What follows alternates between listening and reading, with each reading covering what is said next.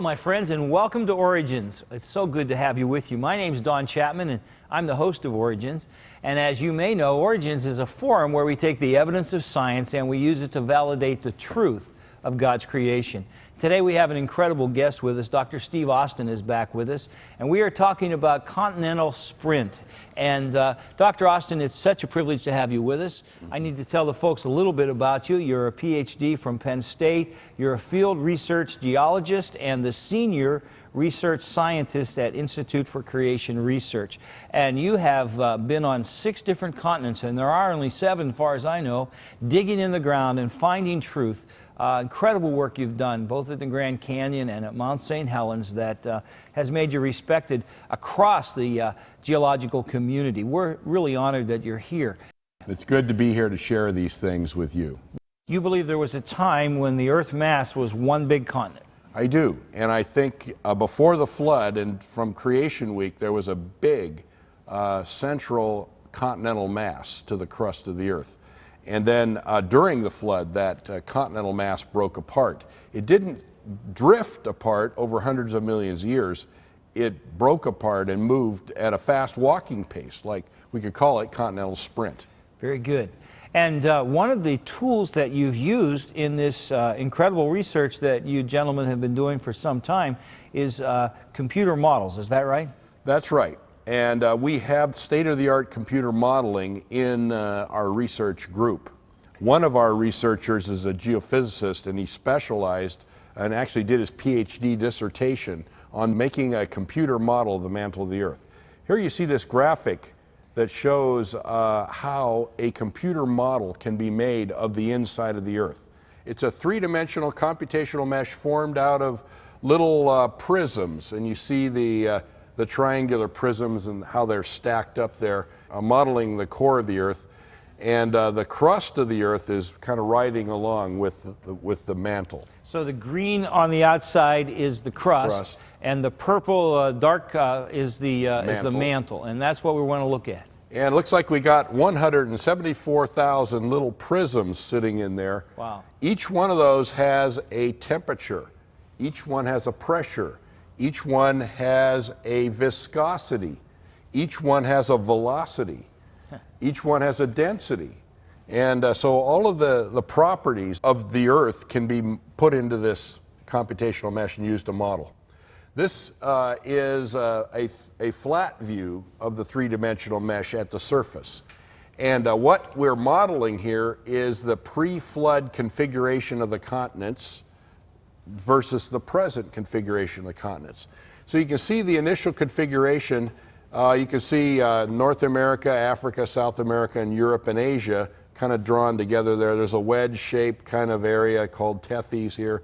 There's Antarctica, there's India and Greenland, and so you can see how they kind of fit together.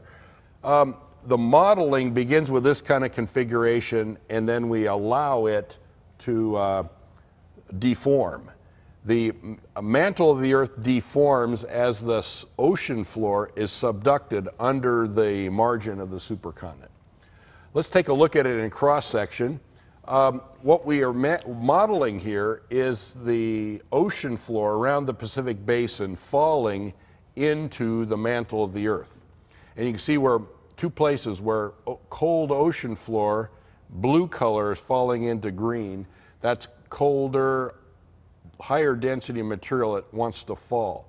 And so the falling ocean floor into the mantle causes subduction, mantle-wide flow, the flow of the mantle, you see those little vector arrows, and then it creates these places where we have upwelling of material.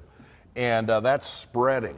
So subduction, where cold material is falling, ocean floor, mantle-wide flow, and then rising material creating new ocean floor. That's spreading.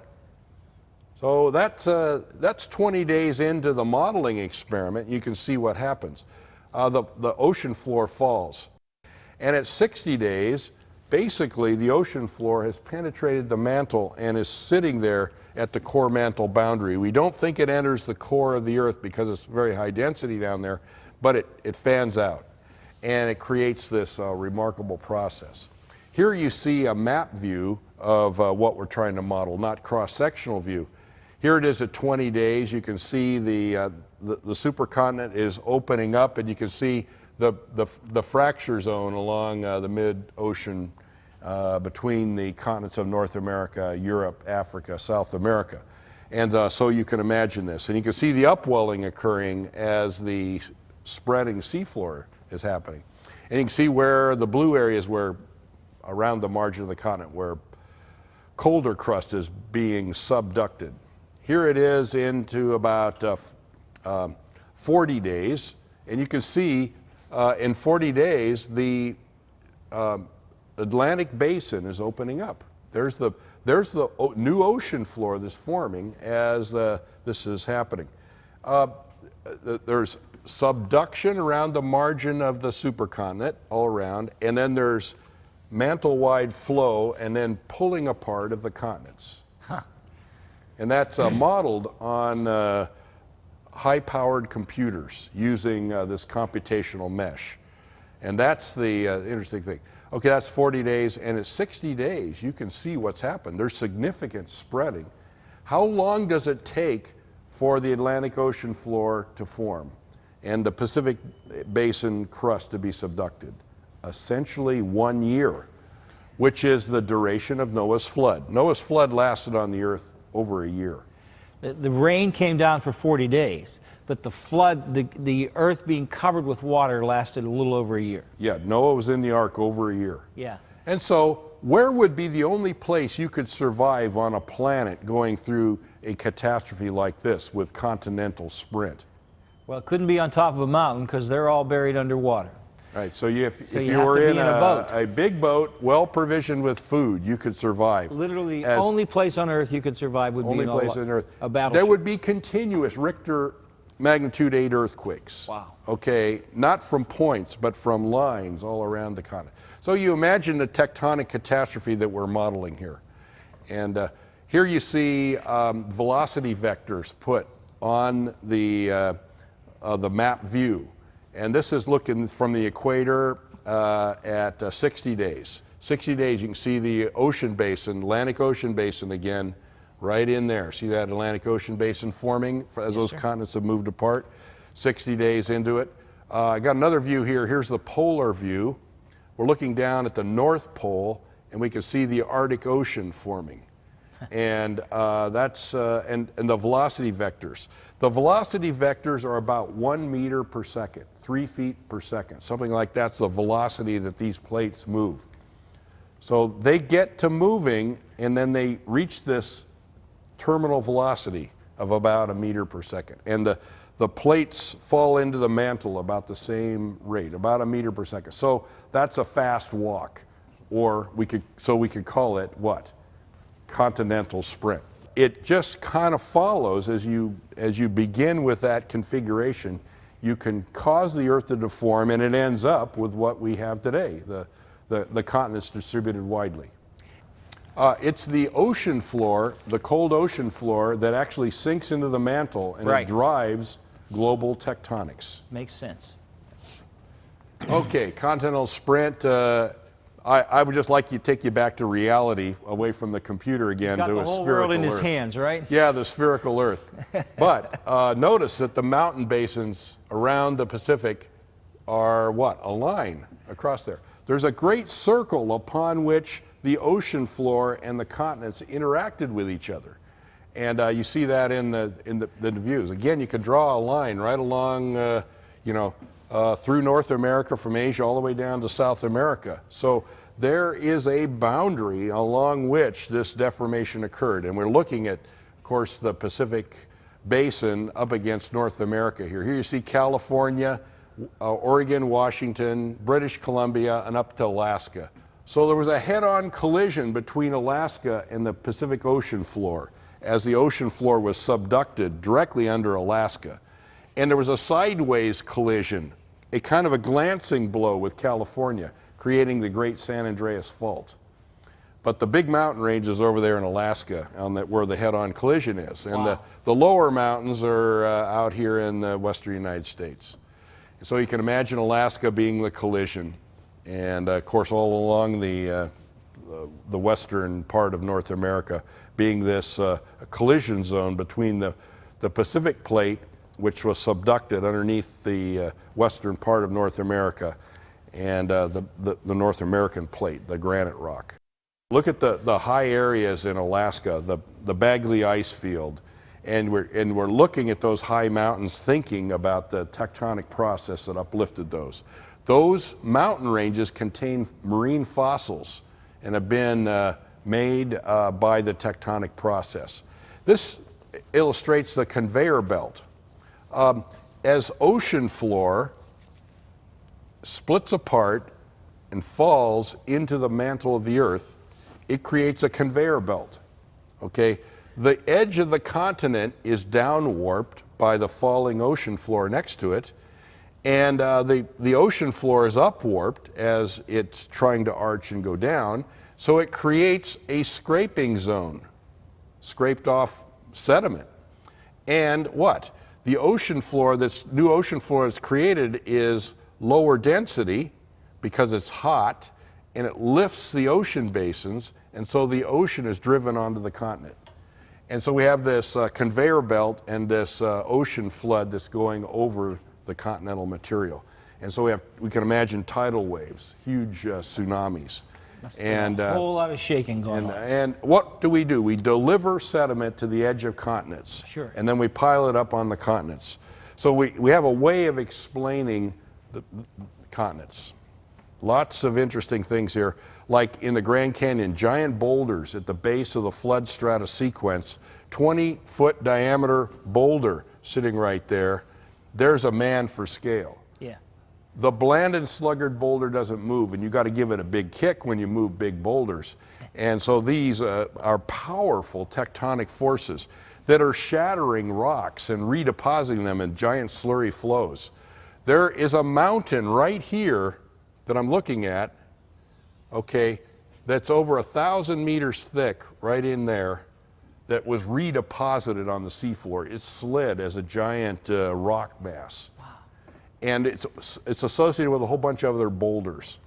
And so there's a collapse and flow of the seafloor and of the edge of the continents. Here we see in California rock that's been shattered, dispersed, and then deposited in the deserts of California. We can see sandstone layers with that diagonal layering in it. Looks like the form of dunes. Those are underwater sand waves, and the current moved from left to right here. There's a man right there for scale. Okay, and think of that. Those are big underwater dunes that were moving along as sand was flowing in a current, moving pretty fast. Fast-moving current is sweeping sand over the ocean floor. We see that all around us. We see evidence of catastrophic sand deposition. There is a layer of sandstone that's in the Grand Canyon in California that can be traced through the North American continent, around through Canada, up to North Greenland. And it can be followed through the central United States over to Newfoundland. And the same sandstone appears in the British Isles, in Cambria, in Wales, and it occurs in Nova Scotia and next to it, and in Scandinavia. So you could imagine putting Europe up here with another sandstone mass. So the Canadian Shield is surrounded by this giant mass of sand. A colossal, very thin but widespread mass of sand. And all of that was moving under the water during the flood. During the flood. Yeah. And so the massiveness of the sand that's moved and its wide distribution argue for a global flood. Yes, sir. And think about the fossils and the logs. For example, petrified forest in Arizona. We see a whole bunch of petrified logs, but it's really not a petrified forest. It's a petrified log jam that was floated in. So we see a lot of floated material dragged along by currents. And coal mines. Coal is, and limestone and shale strata are associated with the flood. I believe that great log mats of debris were floating around, like in the central part of North America, and everywhere these log mats floated, particles of of bark and other material rain down, and sometimes we form coal beds very rapidly by floating log mats. And dinosaur deposits were swept, bones of dinosaurs and carcasses of dinosaurs were swept up. We see here a tail section of a large dinosaur. Yes. A carcass, but it was shredded carcass, but the individual bones are still attached. So ligaments and muscles were there. So we see shredded dinosaur carcasses and pieces of shoulder and tail and backbone, all kinds of things here in this deposit. Looks like a giant mud flow swept up these dinosaurs. And this is, of course, Dinosaur National Monument. It's 1,500 bones on that wall, wow. But it provides an evidence of a slurry flow that buried dinosaurs. So things were not calm and placid when dinosaurs were being buried. It gives the word catastrophe a whole new dimension almost, doesn't it? Beyond our imagination. Yep. And I'll call your attention to marine fossils like clams. In Texas, there's a layer 3 feet in thickness here of limestone with clams in it. And that clam layer is composed of what? Just almost completely clams. But the clams have their valves, both sides together, and there's a hinging ligament in between the shells that keeps the shell together. And of course, when clam dies on the beach, it falls apart. But here's a layer of clams killed by being buried. They didn't fall apart. And so the muscles and ligaments were attaching those together. So the fossil deposits are really remarkable. We got to talk about the part that volcanoes and earthquakes played in all of this, but before that we have to take a break. So you stay at the board and you stay right there. We'll be right back.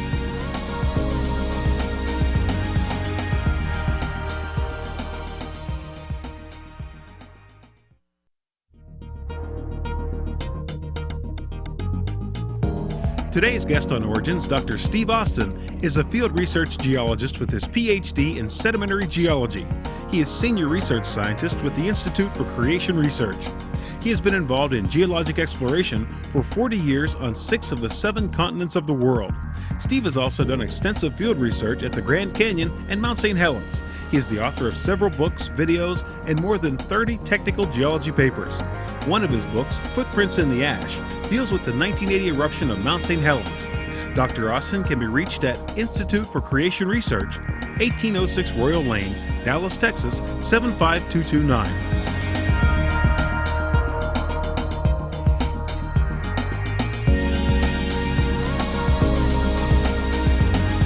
Back with Dr. Steve Austin, and we've been looking at a computer model that showed what it must have been like when the continents pulled apart as a part of the worldwide flood. Dr. Austin, talk to us about the volcanoes and earthquakes and the part they played in all of that. Well, volcanoes and earthquakes would be obviously one of the most important aspects of catastrophic plate tectonics, or continental sprint, as we call this. Lava flows, when they crystallize, when lava crystallizes to form a rock, molten rock crystallizes, it retains in it the magnetic field of the Earth when the crystals form.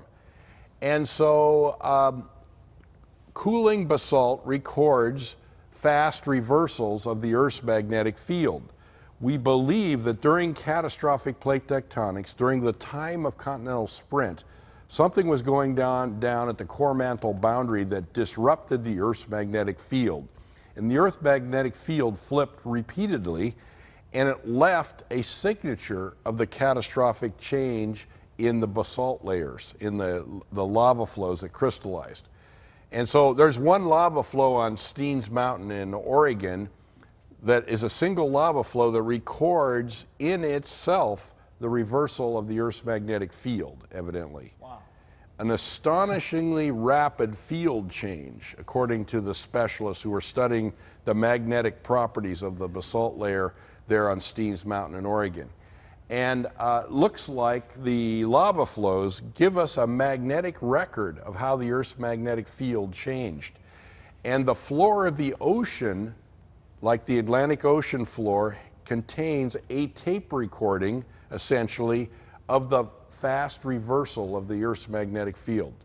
So I've talked to you a little bit about volcanoes and how the lava flows provide evidence of the magnetic reversals.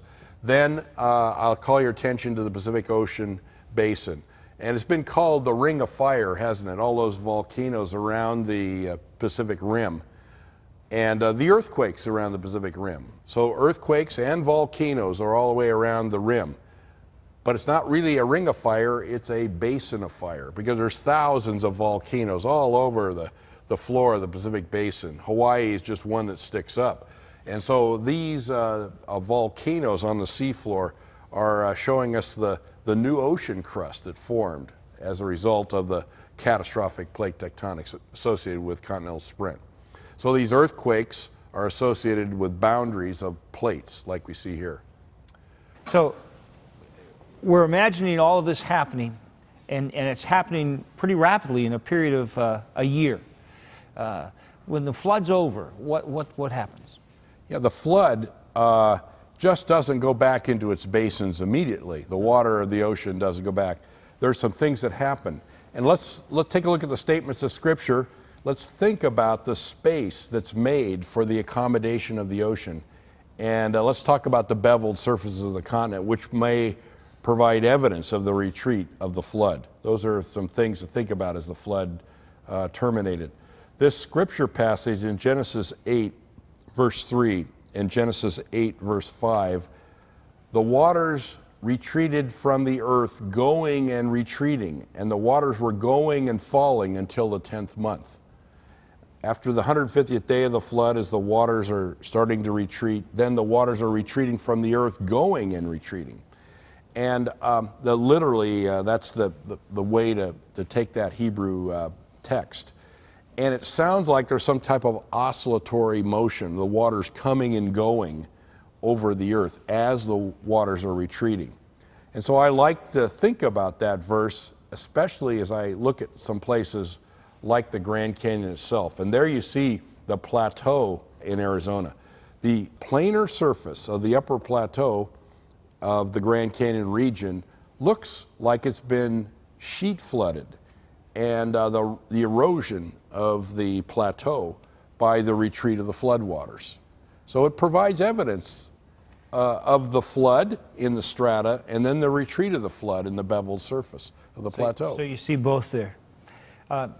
You know, this is, again, I just have to say to you that I believe the Bible, I believe in the young earth, I've always believed in Noah's flood, but I don't think I've ever been able to imagine the catastrophe and the trauma of what Noah and that little group of people on that boat are living through and what's going on around them.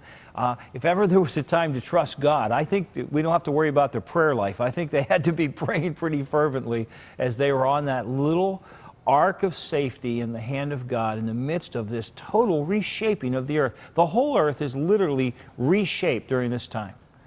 70% of the planet's surface was subducted. Only the continents remain, and they've been broken apart and distributed over the surface of the earth. So when Noah walks off that ark, he has no idea where he is, does he? It's a new world. It's a completely whole new world. And the only thing he knew was that God had preserved him and he was there. And you know, my friend, I just want you to remember as we wrap this show up that the further we look and the more scientific tools we're given, the more veracity we see in the Word of God. You know, you can be like Noah.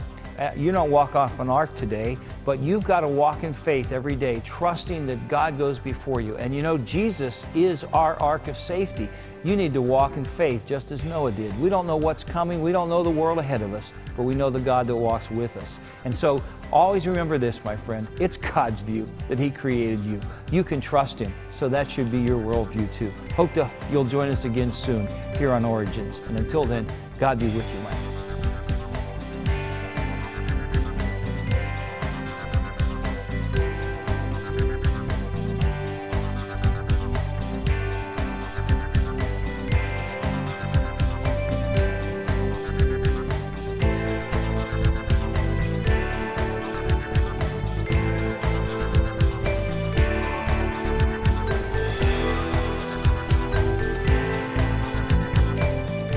Thank you for watching this edition of Origins. To get a copy of the information presented today, you can download a PDF file of program number 1115 from our website at www.originstv.org. Or for a DVD of this series, send a $12 donation to cover shipping and handling and write to Origins, program number 1115, Cornerstone Television, Wall, Pennsylvania 15148. Origins is made possible by the faithful prayers and the financial support of you, our Cornerstone Television family.